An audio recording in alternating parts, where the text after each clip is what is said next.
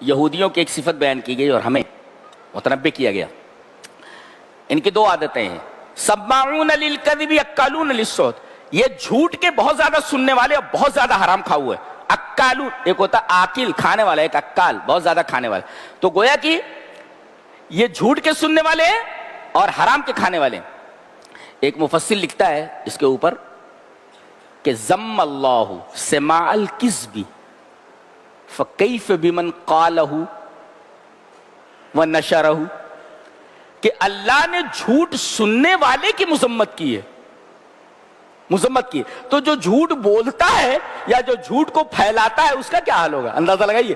جھوٹ کے سننے والے کی اللہ نے مذمت کی تو بھلا اس آدمی کا کیا حال ہوگا جو جھوٹ بولتا ہے اور جھوٹ کو لوگوں تک پھیلاتا ہے یا جھوٹ سننا منع ہے.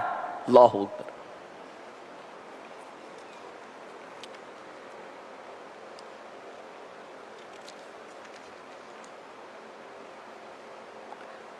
شریعت کو شراتن کہا گیا, شراتن اسی سے شریعت ہے. شرا کہتے ہیں بہت زیادہ پانی کو, کہیں بہت زیادہ پانی جمع ہو اس کو شرا کہتے ہیں, شرا اس کو. اس کا مطلب یہ ہے اگر آدمی کی زندگی میں شریعت نہ ہو تو اس کی روح پیاسی رہ جاتی ہے. جیسے آدمی کو اگر پانی نہ ملے تو مر جائے گا, ایسے ہی آدمی کو اگر شریعت نہ ملے تو آدمی کی روح مر جائے گی. لہذا لوگ کہتے ہیں مذہب کی کیا ضرورت ہے, ارے مذہب کے بغیر ایک قدم نہیں چلا جا سکتا, روح پیاسی ہے, روح مر جائے گی آدمی کی.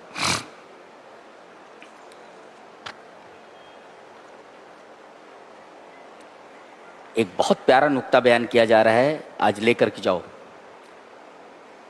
اللہ نے فرمایا کہ اے ایمان والو, تم میں سے کوئی اپنے دین سے پھر جائے, فسوف یاتی اللہ بقوم, تو اللہ ایک ایسی قوم لائے گا کہ اللہ ان سے محبت کرے گا اور وہ اللہ سے محبت کریں گے.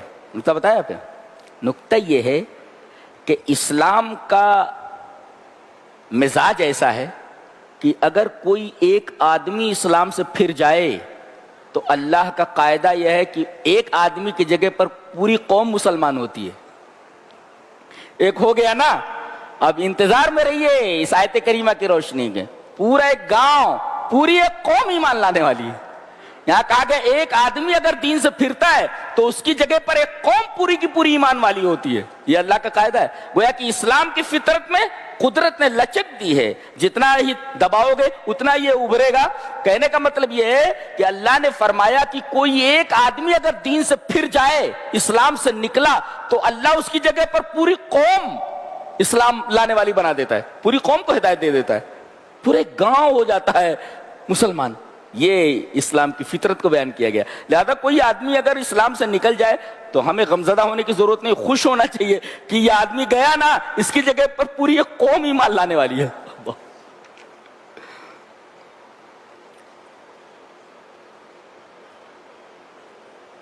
بتایا گیا کہ اگر اپنے آپ کو محفوظ رکھنا ہے, اپنے آپ کو بچانا ہے, تو ایک ہی طریقہ ہے.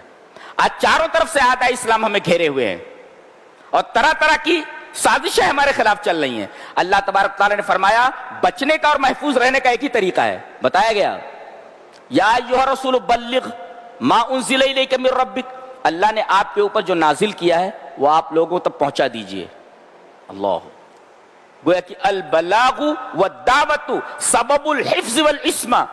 دعوت و تبلیغ یعنی قرآن اور حدیث کو لوگوں تک پہنچانا, اسلام کو لوگوں تک پہنچانا, در حقیقت یہ اپنے آپ کو محفوظ رکھنے اور اپنے آپ کو بچانے کا سبب ہے. اگر آپ دعوت و تبلیغ نہیں کریں گے, قرآن اور سنت کو لوگوں تک نہیں پہنچائیں گے, آپ یہ سمجھیں ہم محفوظ ہیں, محفوظ نہیں رہ سکتے. اس کے بعد ایک بات کہی جا رہی ہے کہ تم لوگ کہتے ہو کہ مریم اور عیسیٰ یہ دونوں معبود ہیں, معبود, ان کی عبادت کی جائے. کنواری مریم ایسا بولتے ہیں. عیسیٰ ابن اللہ, فرمایا گیا کانا یاکلان الطعام, دونوں کھانا کھاتے تھے. ایک جملہ کہہ دیا گیا اور کہتے ہیں جو کھانے کا احتیاج رکھے, جو کھانے کا محتاج ہو, وہ کبھی معبود نہیں ہو سکتا.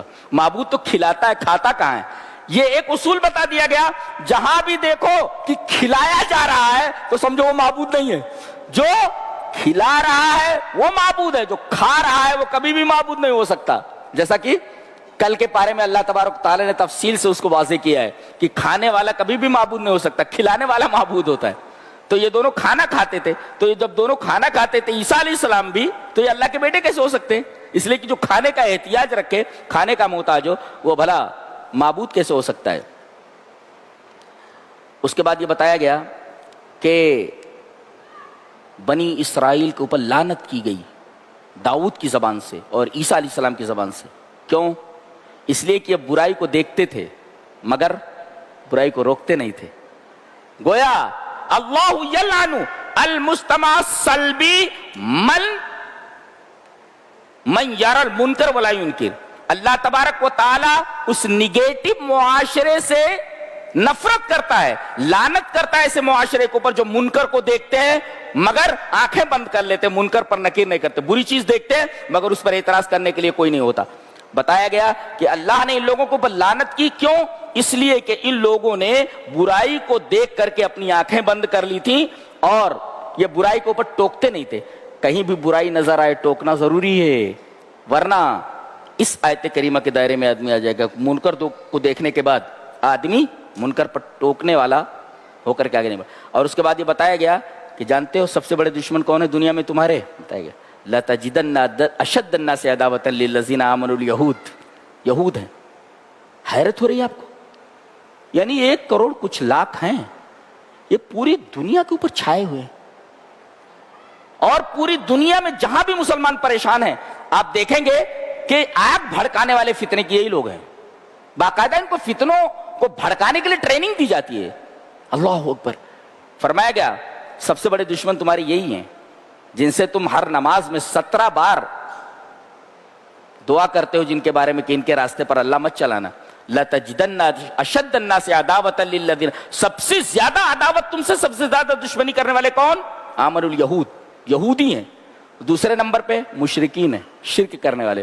تیسرے نمبر پہ عیسائی ہیں. یہ ترتیب بتائی گئی ہے. اور پھر عیسائیوں میں سے بعض لوگ کیسے ہیں؟ کل کا پارہ دیکھنے جیسا ہے. اللہ تبارک و تعالی ہمیں نیک عمل اور اچھی سمجھ کی توفیق عطا فرمائے. وآخر دعوانا الحمدللہ رب العالمین.